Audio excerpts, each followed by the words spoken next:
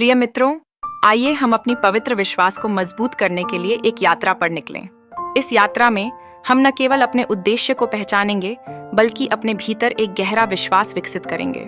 जब हम अपने दिल में ईश्वर के प्रेम को संजोते हैं, तो हम खुद को उस विराट शक्ति से जोड़ते हैं जो हमें हर कठिनाई में साहस प्रदान करती है।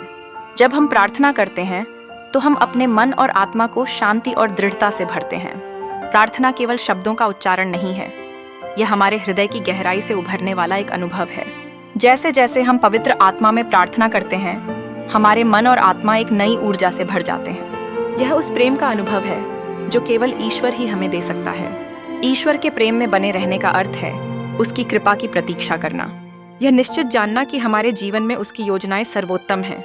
जब हम धैर्यपूर्वक उसकी अनुकंपा का इंतजार करते हैं, तो हम अपने लिए एक नए मार्ग की खोज में निकलते हैं। ईश्वर हमें वाचा करता है कि जब हम उसकी प्रेम में रहते हैं, तो वह हमें अनंत जीवन की ओर ले जाता है।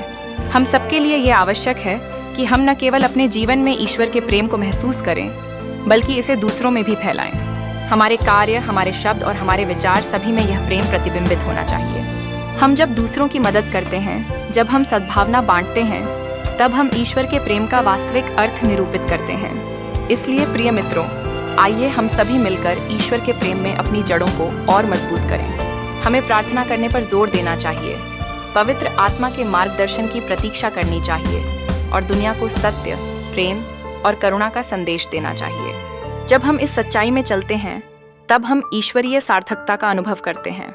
आपकी यात्रा पवित्र और प्रेरणादायक हो।